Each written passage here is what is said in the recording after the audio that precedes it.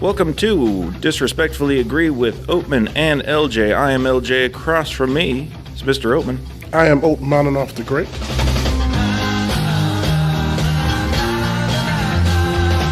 We are back and coming at you with an episode about bad times at the El Royale. This one is written and directed by Drew Goddard. He wrote and directed Cabin in the Woods. Actually, he co-wrote that with Joss Whedon.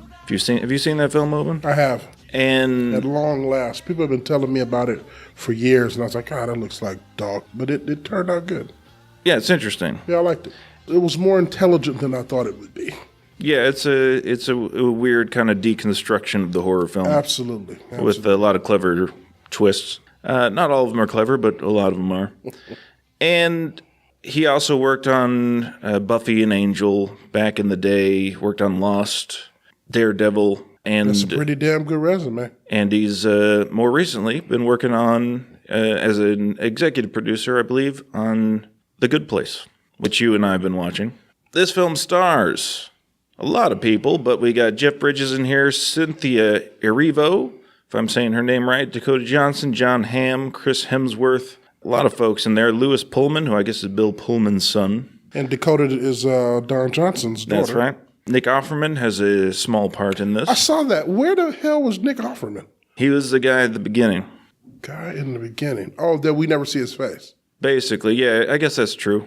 Yeah, we never really do see his. Because at the end it said Nick Offerman. I was like, where the hell was Nick Offerman? We never, and there's a flashback where we see with him wearing a mask. Yeah. Oh, see, I missed that. I was wondering where the hell he was in the movie. It took me a minute. I was like, is that Nick Offerman? And then I see him later. I'm like, is that Nick Offerman? Well, why have Nick Offerman in a movie if you're going to have to say, is that Nick Offerman? I don't know. That doesn't make sense. There has to be a scene that got cut out of this movie. Maybe. It has to be. Maybe. We'll start off as spoiler-free as we can. We'll give you our general reactions, then we'll slip into spoilers, tell you when that happens. Quick rundown from the IMDb. This takes place in 1968. Several strangers, most with a secret to bury, meet by chance at Lake Tahoe's El Royale, a rundown hotel with a dark past. Over the course of one night, everyone will show their true colors before everything goes to hell. Yes. Well, when I first saw the set design, my first thought is that, what is the world of this movie? The first thing I thought is, this is not really 1960s based film. First thing I thought was, well, maybe we're like in hell. Looks older than that, or? No, I thought maybe we were like in some netherworld. Is somewhat fantastical. Yeah, somehow fantastical. I didn't feel like it was a realistic setting. Everything seemed sort of hyper-realistic. Heightened, yeah. And heightened. So I said, okay, maybe, where are we really? Is this purgatory? So for a while I was on that track. Mm-hmm. And then once I settled in and said, no, I think we might actually be in 1960, I was like, okay. So the first thing that jumps out at you is that this is a derivative, clearly, unmistakably, unapologetically of Quentin Tarantino. It's very much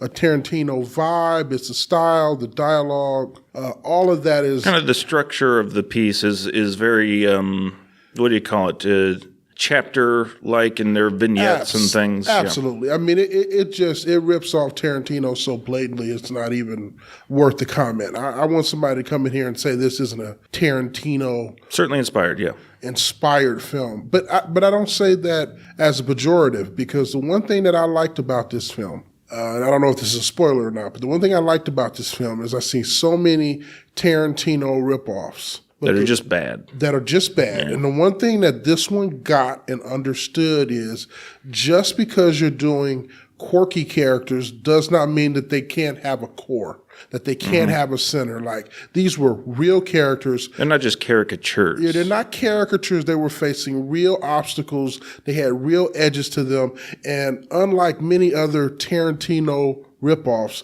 each character had real stakes. Mm-hmm. They're not just monsters. Like, a lot of times people look at Tarantino and be like, okay, well, everybody's got to be an asshole or just a criminal or just a murderer, sociopath, or just crazy in general. And that's not the same thing. Yeah, it's not the same thing as all. These are very complicated characters having very complicated interactions. To me, it's all, you're not a sports guy, but it's almost like with Michael Jordan. What is a sports?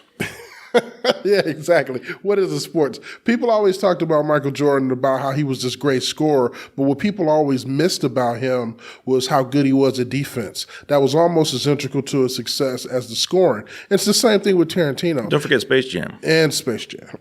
Everybody always talks about Tarantino's quirky dialogue and all of these weird, monstrous characters and this and that, but people don't talk about how that guy can craft a character that you care about better than almost any writer I've ever seen. I mean, he makes you invest into some of the most investable, and I just made that up, characters that exist. And I mean, just look at, this is well-trod territory, and take a slight tangent here, but, there's a scene in Pulp Fiction with Christopher Walken just giving a monologue for like 10 minutes. And it's amazing. And it's an amazing monologue. It's one of the best parts of the film, and it's there because we don't care at all about Bruce Willis's character if not for that scene. Absolutely. Absolutely. And that's one of the things a lot of his imitators forget. Absolutely. They missed that part. And quite frankly, a lot of his imitators just aren't as talented. Like the guy who wrote this film, Goddard, Drew Goddard. Yeah. This guy knows how to write dialogue. Yep. I mean, he has an ear for it. And not only that, he knows how to create moments. That scene where Jeff Bridges is sitting at the table and he's talking What a great scene. He's talking to the young lady and talking about what he's going through and what the journey he is on. That is such an amazing scene. And not only that, structurally, it sets up another great scene at the end of the piece when we're getting resolution, when we come sort of to the denouement of the piece.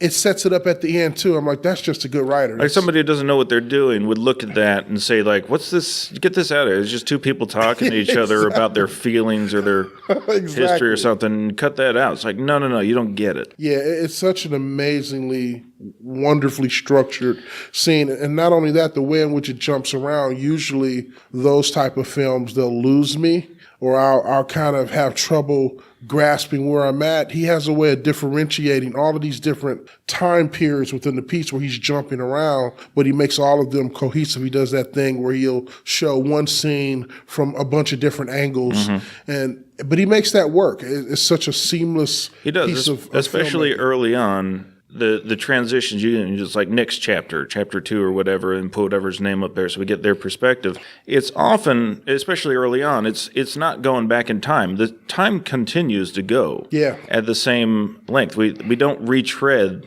old stuff at the beginning. That happens a little bit later, but it's just, okay, now we get their perspective at the same time. Just keep on moving forward in time. And I thought that worked. And then we get around to that stuff later. And the Jeff Bridges character, I mean, if this doesn't get nominated for something. He's great. He is amazing. Amazing. There's a scene after there's been this, pretty rough, violent scene, and he gets into a car to have a conversation after this violent interaction. That is such a delicately performed and acted scene. There's a point in which she's essentially saying to him, why should I trust you? But as the actor, he makes you trust him with that interaction. I mean, that's just sort of the finest acting I've seen probably this year on screen. I want to talk more about that scene in a little bit when we get into spoilers. But real briefly, I'll say I'll agree with all of that. I think the film is pretty damn good. And the other touchstone I'll go to, Tarantino is the obvious kind of touchstone here. And I kind of got, especially early on, a lot of Hitchcock vibes from this that I haven't heard people talk about much. Very true. Feels a lot like Rear Window. It's a lot. Rear Window is a clear one. Absolutely. Some of the shots of or the shot that he does. The very first shot. He walks up that line that separates the two. Because the shots are very clean, very deliberate, very, very well plotted out and composed. Absolutely. And that's a lot of Hitchcock, I think, influence there. Especially the first. I loved this movie from the first scene. Because all it is a steady shot. It's just, that camera does not move. It's Nick Offerman, and it's just him in a. Well, I had a brief thing. It was like, that room's bigger than that hotel room. It is an amazing shot. It's a comically large hotel room. But it's it's just that shot, and it's him in that room, and that's all we get. The camera doesn't move. Yep. And it's so confident. There's a confidence to doing that I thought is like a painting almost, like a visual painting. The thought that I had when I saw how this film was shot, it had the feel of, how do I put this? it's not a digital age way of shooting. This is the anti-Michael Bay. Yeah, it had a feel of there were operators on machines rotating some of these physical shots. I don't know that that's what it actually was, but it had the feel of that manual, handmade kind of filmmaking that Hitchcock did. Where it was very handcrafted. Had that feel to it. I love the shots as well, and they were eye-popping. Some of them. Yes, eye-popping. The set design is great. Set design is amazing. It's amazing. And I don't know who also I wanted to point out, I don't know who the bellhop is. I don't know who that actor is. That's Bill Pullman's son. Oh, he's phenomenal. He's great. He's phenomenal. And what's phenomenal Louis about Pullman. him is that he has a role that in a lesser movie would be kind of throwaway, but that guy has an arc in this film. Yeah. That is just phenomenal. Could have been easily a disposable performance, but he was outstanding. Yeah, I was worried about that about a third of the way in. I'm like, are we throwing him away as a character? But no. Yeah, but he has a sort of a conclusion in this thing. Yes. That's just a phenomenal scene. So let's jump into spoilers then. Spoilers coming in, everybody. Spoilers. Warning. Okay, it's really set in hell. No, it isn't. No, it's not. I just made that up. You were talking about Jeff Bridges in the car. And it's such an amazing transition because, as you were saying, because just before then, he's trying to, as far as we know, poison this innocent woman or drug her in some kind of way when we don't know what his intentions are. We don't know if he's a good guy, bad guy. We don't know what's up with him. We know something's up. Yeah, something's definitely up. And he's dangerous. And yeah, the next scene we get with him and her in that car, just he turns that character 180. Exactly. Not only with her, but with us. Exactly. She's pointing a gun at him, but I hate to say this because it sounds kind of nonsensy, but it's true. It's almost as if the entire audience is holding a gun on him. Mm-hmm. He's not just trying to convince that character in that car. He's trying to convince the whole audience. It's like, we are suspicious of him. We're like, who are you? What were you trying to do? And he has a way of talking that gun down, not only for the character, but for the audience at the same time. I thought that was masterful stuff. And at a certain point, he just kind of says, this is what it is. Either you believe it or you don't. And I think we believe him. He wins us over in that moment. Very fine piece of acting by a fine older actor. Let's talk about Act 3. Now, here's where the film gets a little, I'm not sure about it. I feel like Act 3 drags a little bit. Once Chris Hemsworth shows up, and we anticipate his arrival, we're like, oh, now things are going to get even worse. And when he does, he takes over not only, the events of the film, but he just takes over kind of the film. And it feels a little, it's obviously supposed to derail everything. It's supposed to make everything worse and heighten the tension and all of that. But it feels almost like a different movie at that point. And I'm not saying it's bad, but as it continued to go on, and it did feel long. I'm not sure how long Act 3 is, but as it went on, I kind of had this thought. It's like, I kind of, because the first two acts are so much about the characters we have and things getting worse amongst those characters. They're making life worse for each other, and the stakes get heightened there. And I kind of feel like I wish that had continued rather than, okay, new character, now you all are even worse. Well, I will say this. The only thing that I had trouble about, and it's not even trouble, but the only thing about Act 3 is there's a scene in Act 3 and there's a resolution of a character that isn't even close to a surprise. Like I knew exactly how it was going to play out. Which one? The one in which the sister of the girl who's been indoctrinated in the cult. Right. She's standing over her sister and mourning her, and then the bellhop sees her. I knew exactly how that had to play out. It wasn't over her sister. She was mourning Chris Hemsworth. Yeah, you're right. Thank you. She had no feelings about her sister. Yeah, no feeling about her sisters or anything or anybody else. So I'm looking at that and I'm like, okay. This is dumb. This is dumb, and I know what's going to happen. Yeah. He's going to put that gun down. Yeah. He's going to go over to her, and she's going to stab him. We knew how, and I was like, I kind of wish that would have been resolved because everything else is such a surprise. Like when he goes to drug her, that's a shock. Yeah. When she hits him with that bottle, it comes out of nowhere. Quick 1-2 punch. When the FBI agent gets gunned down, that's a little bit of a surprise. When the other guy gets shot when the bellhop gets There's shot. a guy behind the mirror. That catches me off guard. I mean, so often, and this is very rare in today's film, I'm lagging behind the film, trying to catch up. But I felt like in the third half, we kind of caught up. Yeah, we know what's going to happen. And we kind of know what's coming to happen. And that was the only point of the film where we kind of got ahead of the film. Yeah. In some ways. And I kind of knew, okay, I kind of know where this is. And maybe that's unsustainable. Like you can't continue that kind of mystery and tension for that long. And the only thing I will say is one thing that I am appreciative that they did do, even though in that third act, we know where it's going. They did give us a couple of really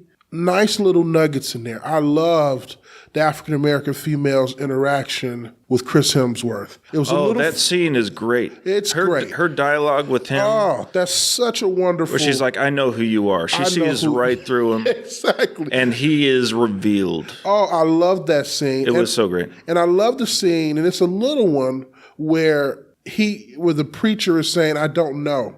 I don't know who I am. And then she says, no, he really doesn't know who he is. Yeah. Like that entire little segment where they're tied up, I loved a lot of that dialogue. Even though I think you're right, it slows up to a point where we catch it. We catch the narrative and actually get ahead of it. And maybe it's impossible to sustain that through an entire film, or more difficult. But it wasn't egregious enough that it ruined it for me. But I get your comment. I get that. It's just it's not a huge deal, but it's just like, this is, in the third act, things should be amping up. Yeah, and they were amping down. Like when he leans over and pretends to be a priest, like, I know that that's going to happen. Yeah. There's nothing surprising that when she looks at that, help him and all that, I know that scene is going to occur. And it was well done. It was well done. You know, it's like a really nice chocolate ice cream cone. It's tasty, and it was not a surprise. It was touching. It wasn't surprising. Yeah, we knew it was going to happen, especially if you've seen season 5 of Angel, there you go. On which Drew Goddard worked. It was a less poignant and meaningful version. Yeah, could you lie to me? Do you want me to lie to you now? Yeah, she becomes Fred, and he says yes, and it's that moment. I mean, and it was so good in Angel, and it was so earned, and here it was good. It was good, but it's not. Especially, I mean, it's hard you can't compare the two because we spent like however many years with those characters, and exactly, and then in season 5, however many episodes, exactly. So you can't do the same thing, and it was well done, but. You're right. It was the touching moment you expected, and it was well executed, and it was touching. Even the very last scene, I knew that was going to happen. Like I. Which one was the last one? The last scene where she's on stage. Oh, right. And he walks and he's in. He's sitting at the table. And it's a great scene. It's nice. I even liked how it was shot. It's nice. But I kind of had a feeling that might play out in that way. Yeah, it's nice. It's one of those, on Shawshank Redemption. Love that movie. I do. And the original ending was Red on the bus with his monologue voiceover saying, I hope I'll get across the border. I hope to see my friend. I hope. And then it was blackout. And Hollywood said, no. We need him. We need them running across the beach. Yeah. We need that moment. And, look, when I first saw it, I was, teenager or whatever. And I loved that. I loved seeing them have that moment. But being on the bus is a much stronger moment. It's a much stronger ending. Much stronger ending. And I feel like that it would have been nice. I mean, maybe not nice. It's nice to see them have that moment at the end of this movie.